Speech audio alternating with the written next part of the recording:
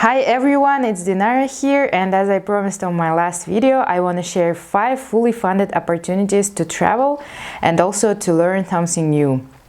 The first one that I've been talking about in my last video, called Cross Culture Program, or CCP for short. It is conducted by Institute for Auslandsbegleitung, and it covers all of your expenses so that you can stay in Germany for 2 or 3 months for internship in some NGOs. They cover your flight, they cover your insurance, they cover your accommodation, and they give you 550 euro for food. I will leave the link down below, and you can check out their Facebook and look for the deadlines there. They also have other cool programs apart from CCP, and people from many countries can apply for this program. The second one is called Mirai program. I went to Japan for a week to get to know Japanese culture. I wore kimono, I lived in a host family, and I got to visit Mirai-kan Museum and many other cool places in Japan.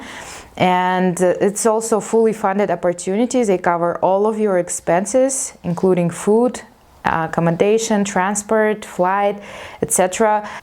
They also have very easy application process, and if you want to get to know more about this program and see my motivation letter, you can see the link down below. I'll put it as Mirai, and it's a blog on WordPress. The third program, it's not a program but an organization that provides fully funded travels for different countries, but mainly for post-Soviet countries, called Prague Civil Society.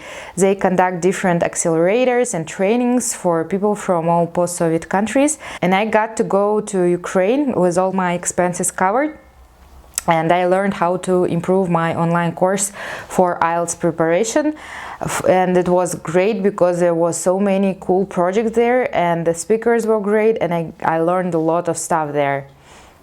The next program is called IPES. It's American Institute for Political and Economic Systems, and it's conducted in Prague, in Czech Republic. They also cover all of your expenses except for the flight. I got to pay for my flights on my own.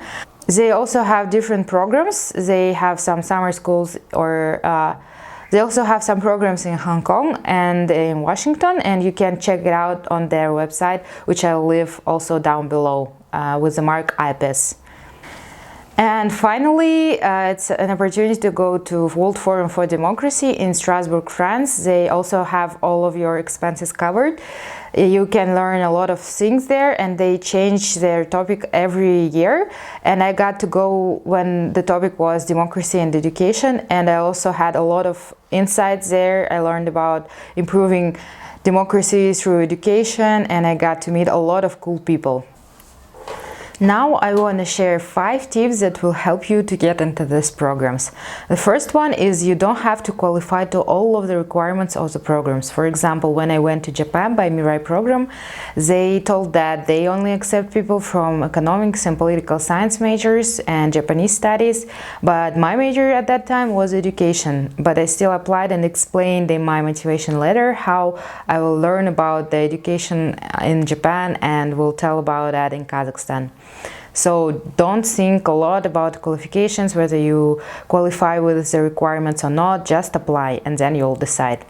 Second one is don't give up, because before I got my first program like this, I got rejected for about 30 times, and one program I remember especially well because I had to find an advisor in Germany, and I actually did by sending 75 different people from Germany, finding their emails on the university websites, and no one answered me except for one super cute guy, and he said, okay, I'll be your advisor.